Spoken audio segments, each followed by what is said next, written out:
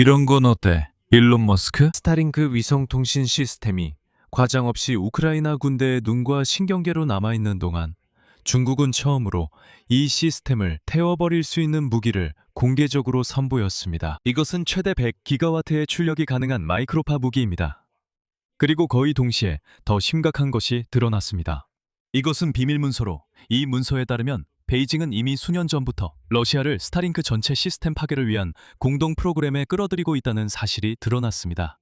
법적으로, 사이버 공격으로도, 그리고 물리적으로, 바로 우주에서 말이죠. 이번 방송은 세 부분으로 구성됩니다. 먼저 중국의 초강력 무기에 대해 알아보고 고출력 마이크로파 장치가 무엇인지 설명하겠습니다. 왜 1기가와트면 충분한지, 그런데 중국은 100기가와트짜리 장치를 선보였는지 알아보겠습니다. 하지만 왜 1기가와트만으로도 위성을 태울 수 있는지, 그리고 왜 이것이 저렴한지도 설명드리겠습니다. 다음은 모스크바와 베이징이 일론 머스크의 회사에 맞선 비밀 동맹을 맺었다는 조사와 그로 인한 우크라이나 피해를 논의하겠습니다. 마지막엔 번외 이야기로 마무리하겠습니다. 중국이 역사상 처음으로 로켓단을 착륙시키는데 성공했다는 소식도 있습니다. 이제 이 분야에서도 스페이스X를 따라잡고 있습니다. 제 이름은 알렉세이 패치입니다. 시작 전 유튜브 채널 구독 부탁드립니다. 이 모든 주제에 대해 함께 이야기해 봅시다. 저희는 30만 구독자를 목표로 하고 있습니다. 이 커뮤니티에 함께 해주시면 감사하겠습니다. 자, 이번 에피소드의 제목이 된 소식부터 시작하겠습니다. 오늘 중국이 처음으로 고출력 마이크로파 무기를 공개적으로 선보였습니다. 영어로는 HPM이라는 약어를 사용합니다. 이 무기는 최대 100기가와트의 출력을 낼 수 있습니다. 그리고 이 출력은 방위 과학자들에 따르면 전쟁의 미래를 바꿀 수 있는 한계점이라고 합니다. 오늘 사우스 차이나 모닝포스트에서 이 소식을 전했습니다. 대학 연구원들의 자료를 인용한 것입니다. 약어입니다. 중국 인민해방군의 방위 기술을 말합니다. 이게 도대체 무엇이고 어떻게 작동하는 걸까요? 원리는 간단하면서도 그래서 더 무섭습니다. 장치는 전기 에너지를 축적합니다. 그리고 나서 그 에너지를 한 번에 강력한 임펄스로 방출합니다. 강렬한 마이크로파 방사선을 발생시키는 것이죠. 이 마이크로파는 목표물의 전자기기를 태우거나 고장나게 만듭니다. 핵심 숫자입니다. 마이크로파 임펄스가 겨우 1kW에 도달합니다. 이미 1kW만으로도 저 지구 궤도에 있는 위성에 심각한 장애나 하드웨어 손상을 일으킬 수 있다고 여겨집니다. 저 지구 궤도에 스타링크 위성이 있습니다. 중국인들은 100기가와트, 즉 100배 많은 양을 언급합니다. 과학자들은 기술이 실험실 프로토타입에서 실제 적용 단계로 넘어갔다고 분명히 밝혔습니다. 기능적인 시스템에서 고성능, 장수명 시스템으로 진화한 것입니다. 그리고 이런 논문이 중국 인민해방군 산하대학에서 나온 것 자체가 중요한 일입니다. 이것은 중국이 자국의 마이크로파 무기 보유 현황을 공개적으로 밝힌 극히 드문 사례입니다.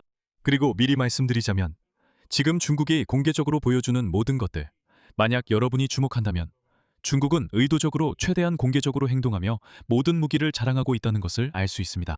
이 모든 것은 시진핑 주석의 9월 미국 방문을 준비하는 과정입니다. 그냥 하는 게 아닙니다. 예를 들어 중국은 바로 지금 자국의 초강력 탄도미사일을 시험 발사했습니다. 지금 이 시점에 그들이 잠수함을 자랑하는 것도 그냥 하는 게 아닙니다. 그리고 지금 이 시점에 그들이 핵무기 관련 실제 계획 등을 공개하는 것도 그냥 하는 게 아닙니다. 다시 마이크로파 무기로 돌아가겠습니다. 왜 이 무기가 스타링크를 겨냥한 걸까요? 두 가지 이유 때문입니다. 첫 번째 이유는 가격입니다. 국방과학자들은 이 기술이 스타링크와 같은 저궤도 위성 네트워크에 위협이 될 수 있다고 강조합니다. 매우 저렴한 비용으로 말이죠. 이 아이디어는 비대칭적입니다. 값싼 펄스가 비싼 위성을 상대하는 것이죠. 그리고 두 번째는 공격의 흔적이 적다는 점입니다. 기존의 대위성 무기와 달리 마이크로파는 그런 우주 쓰레기 구름을 만들지 않습니다. 그것들은 공격자에게도 위협이 될 수 있습니다. 마이크로파는 전자장비만 마비시키므로 어느 정도 부인할 여지도 있습니다. 그래서 나중에 누가 네 위성을 파괴했는지 입증하기 어렵다는 겁니다. 예를 들어 중국이 우크라이나 전선에서 러시아를 돕기 위해 스타링크 위성을 공격한다면요. 그게 바로 중국이 했다는 걸 증명하기가 정말 어렵다는 겁니다. 그걸 어떻게 증명하겠습니까? 위성이 타버렸어요.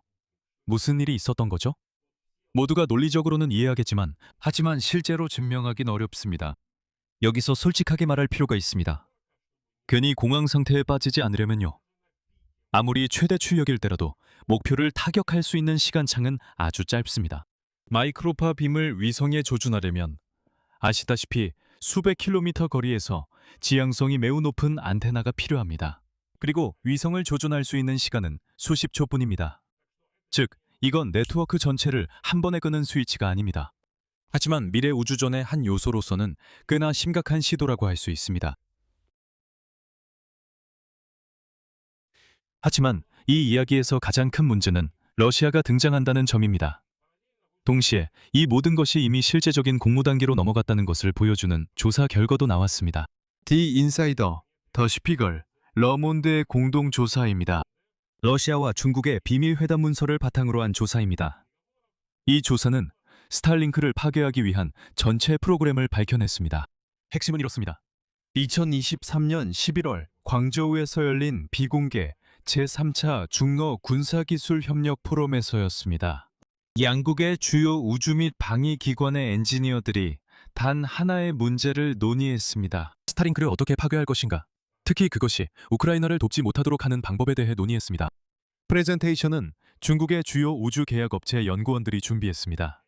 바로 CACC라는 기업입니다.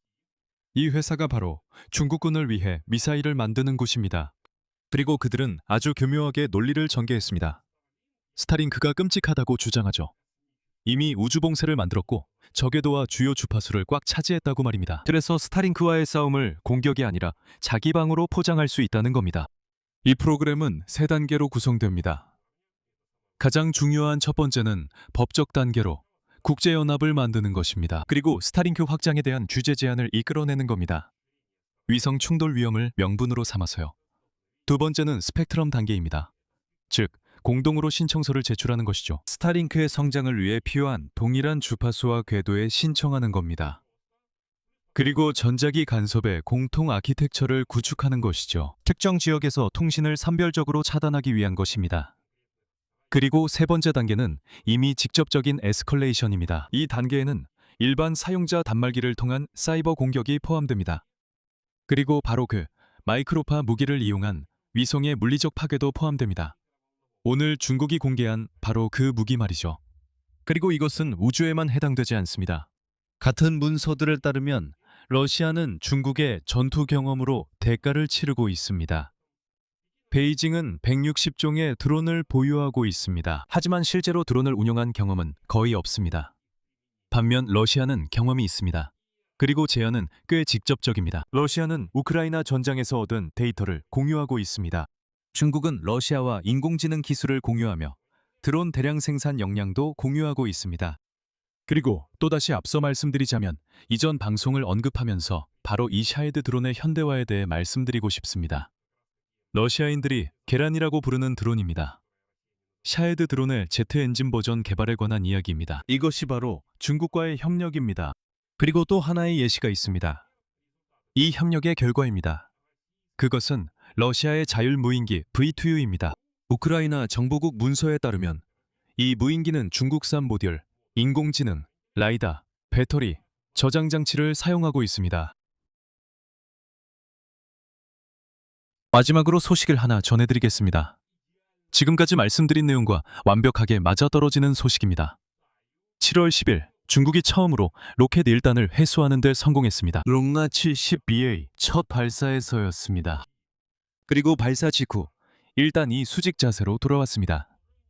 그리고 해상 플랫폼에 착륙했습니다. 지금까지 재사용 가능한 로켓을 발사한 것은 일론 머스크의 스페이스X 뿐이었습니다.